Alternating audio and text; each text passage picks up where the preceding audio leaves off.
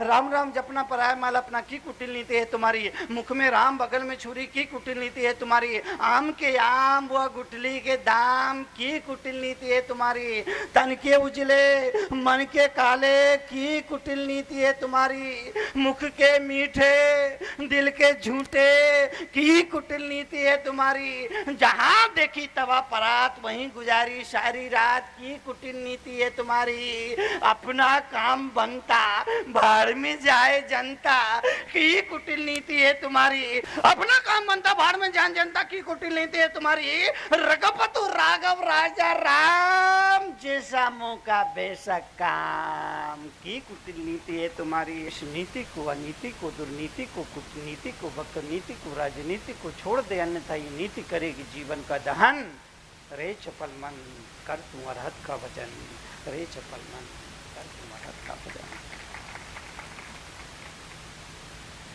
जीवन के लिए, जीवन के परिवर्तन के लिए, जीवन की समृद्धि के लिए आचार्यों ने कहा दुनिया में 4 तरह के लोग होते हैं। भाग्यशाली,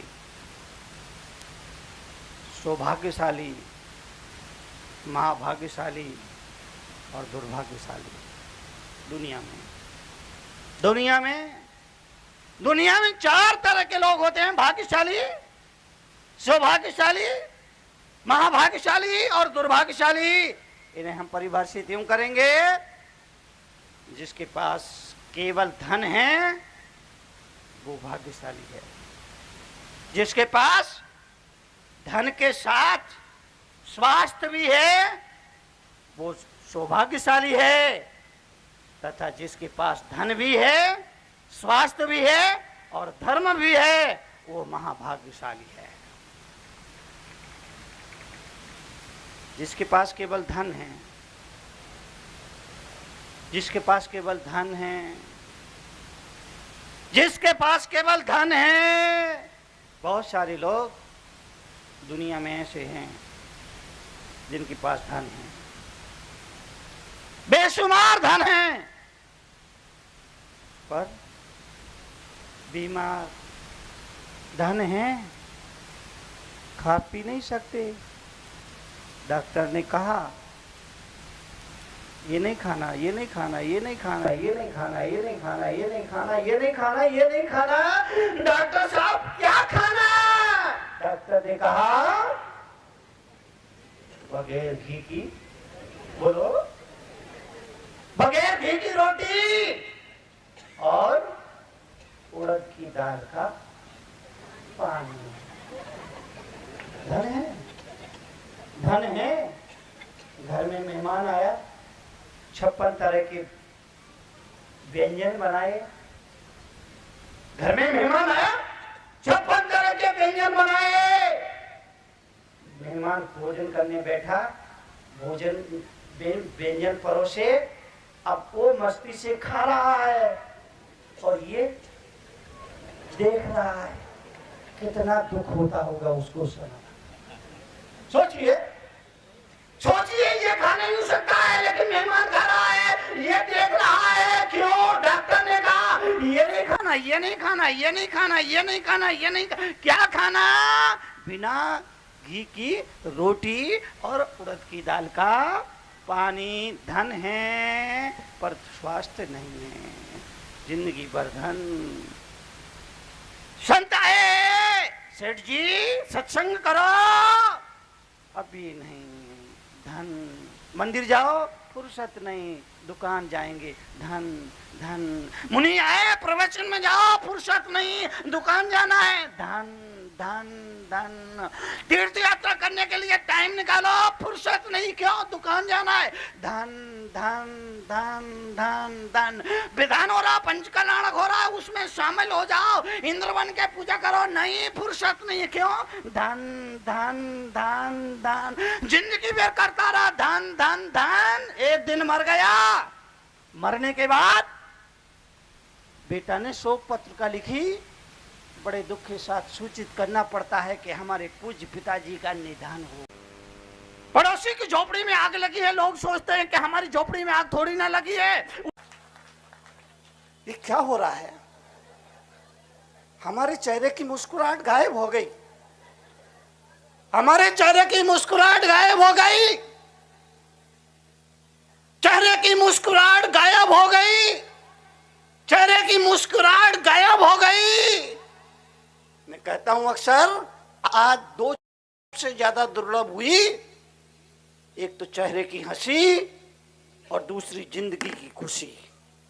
दो चीजें आज के जमाने में जब सब कुछ है, आदमी के पास सब कुछ है, सब कुछ है, सब कुछ है, आज के आदमी के पास सब कुछ है, आज के आदमी के पास सब कुछ है। देखने के लिए टीवी सेट है, बैठने के लिए सोफा सेट है, खाने के लिए डिनर सेट है, पहनने के लिए डायमंड सेट है, पीने के लिए टी सेट है, इसके बाद भी दिमाग अपसेट है। ये जीवन की सच्चाई है, सब कुछ है। आज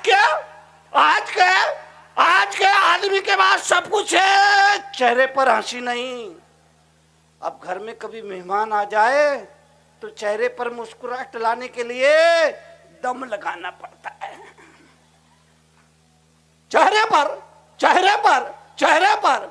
पर मुस्कुराहट लाने के लिए दम लगाना पड़ता है।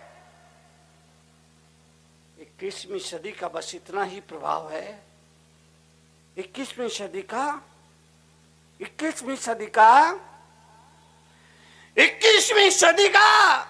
बस इतना ही प्रभाव है कि पहले अभाव में भी खुशियां थी, अब खुशियों का ही अभाव है।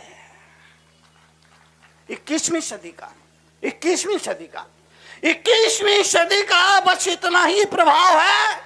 पहले अभाव में भी खुशियां थी, अब खुशियों का ही अभाव है, खुशियों का अभाव है। इसलिए हंसते रहो, मुस्कुराते रहो, गाते रहो, गुनगुनाते रहो, ताकि किसी को पता ना चले कि चलो 12 छोड़ो, 8 घंटे तो बैठते ही होगे। कोई 12 घंटे नहीं बैठे, 8 घंटे तो दुकान पे बैठता ही होगा। 8 घंटे में कितने रुपए कमाए? 5,000। कोई ज्यादा होगा 10,000 कमाए, कोई और भी ज्यादा होगा तो 15,000 कमा, कोई और भी ज्यादा हुआ तो 20,000, और भी ज्यादा हुआ तो 30,000 कमाएगा 6 घंटे में, और भी ज्यादा हुआ तो 50,000 कमाएगा 6 घंटे में। 50,000 कमाए 6 घंटे में। लेकिन मैं सवाल करता हूं, वो 50,000 आपके साथ जाएंगे, ये कन्फर्म है क्या?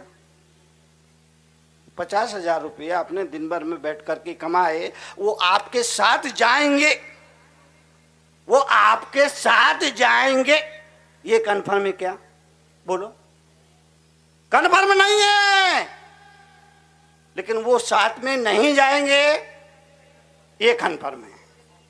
वो 50,000 रुपए जो आपने कमाए हैं, वो साथ में मरने के बाद जाएंगे, ये कन्फर्म नहीं है। लेकिन वो साथ में नहीं जाएंगे, ये कन्फर्म है। और अगर आपने मंदिर जी में 1 घंटे का, आधा घंटे का, 15 मिनट का, 10 मिनट का, 5 मिनट का समय निकाला, और जो आपने पुण्य का संचय किया, वो साथ जाएगा या नहीं, ये कन्फर्म है?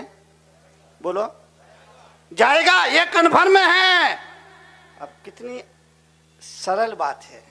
जो कन्फर्म नहीं है उसके लिए आदमी भाग रहा है, और जो कन्फर्म है उसके लिए टाइम नहीं महाराज, टाइम